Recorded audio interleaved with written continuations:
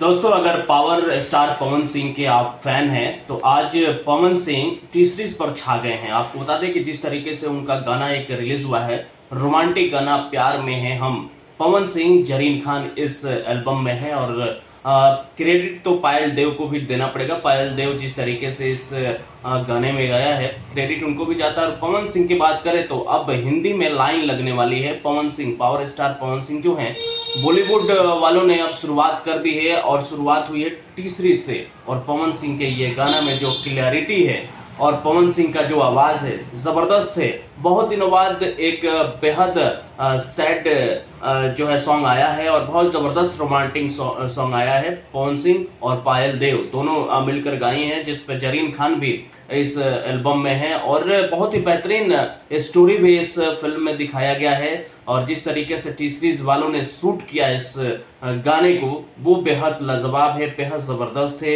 एक बात तो है कि भोजपुरी के पावर स्टार पवन सिंह अब हिंदी में बहुत जल्द ही छाने वाला है।